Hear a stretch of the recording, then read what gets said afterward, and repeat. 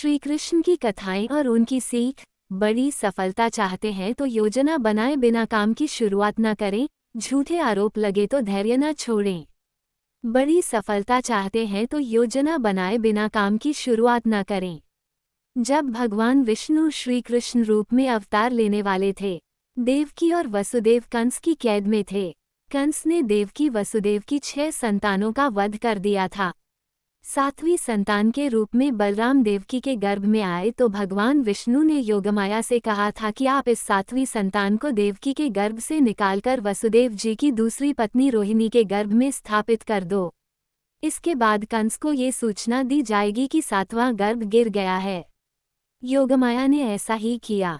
इसके बाद जब 8वीं संतान के जन्म का समय आया तो भगवान ने योगमाया से कहा कि अब मेरे अवतार लेने का समय आ गया है। जब मेरे अवतार का जन्म होगा, ठीक उसी समय आप गोकुल में यशोदा के गर्भ से जन्म लेना। वसुदेव जी कंस के कारागार से निकालकर मुझे गोकुल पहुंचाएंगे और आपको लेकर कंस के कारागार में आ जाएंगे। जब कंस 8वीं संतान को मारने के लिए आएगा तब आप मुक्त हो जाना। भगवान ने जो योजना बनाई थी, उसी के अनुसार श्री कृष्ण का अवतार हो गया। कथा की सीख। इस कथा में भगवान ने संदेश दिया है कि जब भी कोई काम करना हो तो उसकी योजना जरूर बनाएं।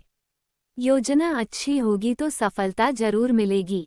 ऐसे काम ना करें जिनकी वजह से गलत लोगों की ताकत बढ़ती है।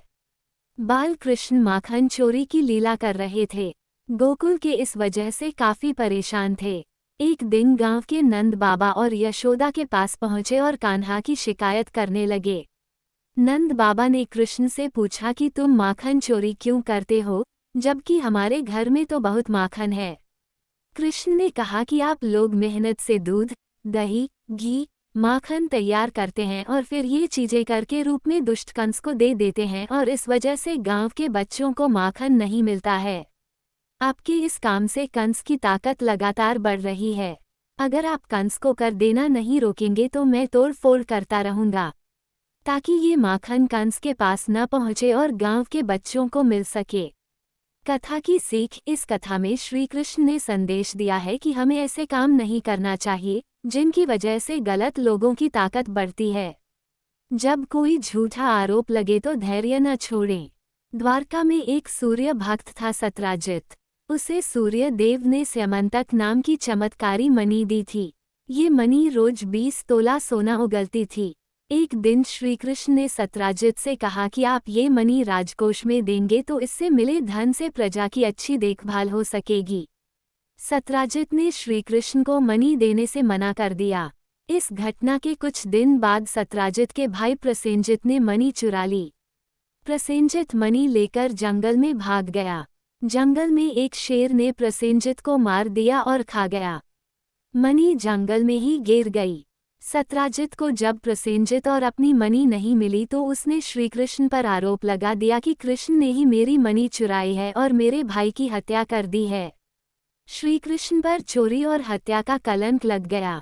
श्री कृष्ण ने उस समय क्रोध नहीं किया, धैर्य बनाए रखा और इस आरोप को गलत साबित करने के लिए जंगल की ओर चल दिए। जंगल में श्री कृष्ण को शेर के पैरों के निशान दिखे और निशान के पास हड्डियों का ढेर दिखा। श्री कृष्ण समझ गए कि प्रसेनजित को शेर ने मार दिया है और मणि यहीं कहीं गिर गई है। श्री कृष्ण मणि खोजते हुए एक गुफा में पहुंच गए। गुफा में जामवंत रहते थे। श्री कृष्ण ने मणि मांगी तो जामवंत नहीं दी। इसके बाद दोनों का युद्ध हुआ। युद्ध में श्री कृष्ण जीत गए। जामवंत समझ गए कि ये भगवान श्रीराम के ही अवतार हैं। इसके बाद जामवंत ने मणि श्री कृष्ण को दे दी और अपनी पुत्री जामवंती का विवाह भी भगवान के साथ कर दिया। द्वारका लौटकर श्री कृष्ण ने वो मणि जामवंत से लेकर सत्राजित को दे दी और पूरी सच्चाई बता दी। सत्राजित को अपनी गलती पर बहुत पछतावा हुआ। कथा की सीख। हमारे ऊपर जब भी झूठे आरोप लगे तो हमें धैर्य नहीं छोड़ना चाहिए, बल्कि शांति से पूरी बात समझें और आरोपों को झूठा साबित करें। श्री कृष्ण की कथाएं और उनकी सीख। बड़ी सफलता चाहते हैं तो योजना बनाए बिना काम की शुरुआत न करें, झूठे आरोप लगे तो धैर्य न छोड़ें।